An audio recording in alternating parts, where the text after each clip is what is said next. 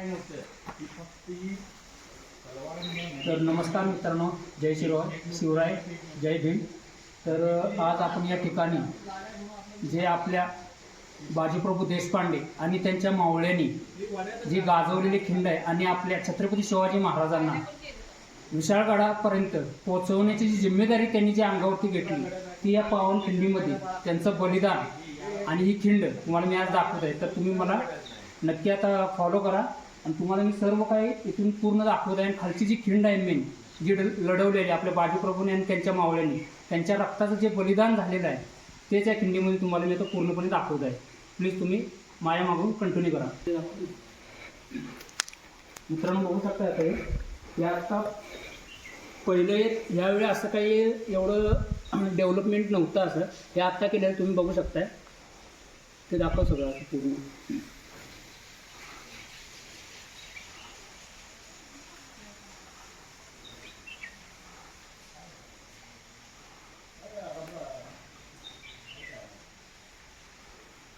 तर ह्या खिंडीमध्ये मित्रांनो तुम्ही बघू शकता दोन्ही बाजूला अशी दरड आहे आणि ही मधला जो भाग आहे त्याला खिंड म्हणतात।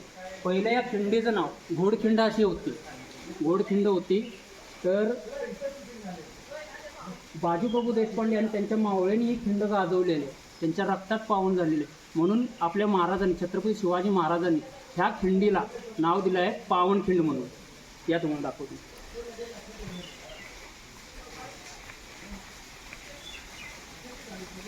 हा पूल तर आत्ता बांधलेला आहे काही वर्षापूर्वी, असंही काय पहिले नव्हतं। आणि मेन म्हणजे कृपा करून आपल्या ह्या ठिकाणी आपल्या महाराजांच्या जसे गड किल्ले वगैरे आहेत तिथं मद्यपान वगैरे असं काही करून येऊ नका, कारण की ह्या ज्या गोष्टी आहेत त्या खूप ऐतिहासिक गोष्टी आहेत की जशी खिंड झाली, आपले गड किल्ले झाले। तर अशा ठिकाणी येताना कोणीही मद्याचा वापर बिलकुल करू नये। आता आपण या पायऱ्या उतरत आहे, तुम्ही बघू शकता। आता ह्या लोखंडी पायऱ्या काही वर्षापूर्वी केल्या, पहिल्या पायऱ्या तुम्ही पायऱ्या बघू शकता, लोखंडी पायऱ्या केलेल्या आहेत। ते भरपूर वर्ष झालं आता केल्यात आहे। पहिल्या या पायऱ्या काही नव्हत्या, भरपूर वर्षापूर्वी आम्ही जेव्हा छोटं होतो तेव्हा आलेलो तेव्हा इथे काही अशा या पायऱ्या वगैरे नव्हत्या। आता पूर्ण खाली जाण्यापर्यंत पूर्ण अशा पायऱ्या आहेत।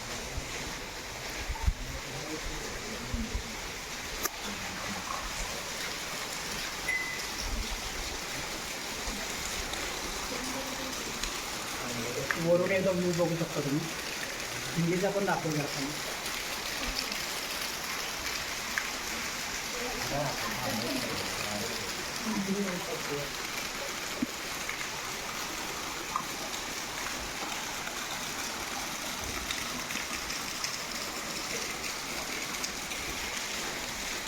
आता तुम्ही खालचं बघू शकता, ही जी खिंड आहे ती बघा पूर्णपणे खिंड आहे। तुम्हाला खालून पूर्ण व्ह्यू दाखवतो, जिथं लढाई झाली आपली बाजीप्रभू देशपांडे आणि त्यांच्या मावळ्यांची लढाई केली ती तुम्हाला दाखवतो। आणि ॲक्च्युली त्यावेळी काय महाराजांच्या काळात जे गनिमकावा बोलतात ते असं वरती दोन्ही साईडला मावळी बसलेले, काय दगड वगैरे काय त्यांचा जो गनिमकावा होता ते असं दोन्ही साईडला दरडीवरती बसलेले होते। खाली बाजीप्रभू देशपांडे होते, त्यांच्यासोबत आणि मावळे होते आणि त्यांनी ही खिंड लढवलेली आहे।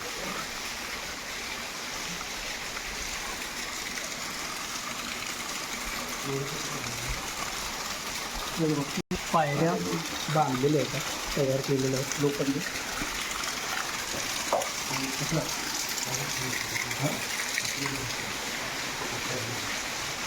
पाणी बघू शकता तुम्ही वरतून शकतो, कंटिन्यू चालू असतं तरी इथं पाणी म्हणजे, आणि पावसाळ्यात भरपूर असा मोठा धबधबा असतो। खिंड बघू शकताय खाली।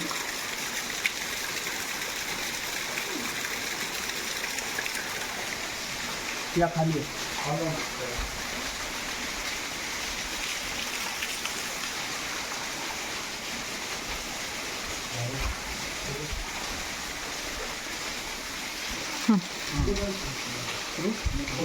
तर मित्रांनो बघू शकता तुम्ही, ही खिंड आहे पूर्ण खिंड आहे ती घोडखिंड।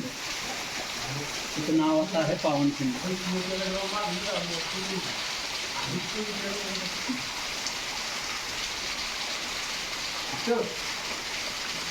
आज ज्यावेळी बाजीप्रभू देशपांडे आणि मावळे लढत होते छत्रपती शिवाजी महाराजांना त्यांनी वरती जाण्यासाठी सांगितलं, त्यावेळी पण त्यांनी जाऊन महाराजांना सांगितलं की विशाळगडवरती पोचल्यानंतर तुम्ही तोफेचा इशारा करा, तिथून तोफ चालवा. जोपर्यंत तोफ चालली नाही पूर्ण रात्रभर ही खिंड मावळ्यांनी बाजीप्रभू देशपांडे आपले लढवत होते. जोपर्यंत तोफेचा आवाज आला नाही सकाळ होईपर्यंत महाराज आपले विशाळगडावरती पोचले. त्यानंतर ते धारातीर्थ पडले. त्याच्यानंतर महाराजांना जेव्हा हे कळालं की बाबा या असं असं झालेलं आहे, आपले मावळे आणि बाजीप्रभू देशपांडे आपला जीव वाचवण्यासाठी स्वतःचा जीव गमावलेला आहे, त्यानंतर त्यांनी त्या खिंडीला घोडखिंड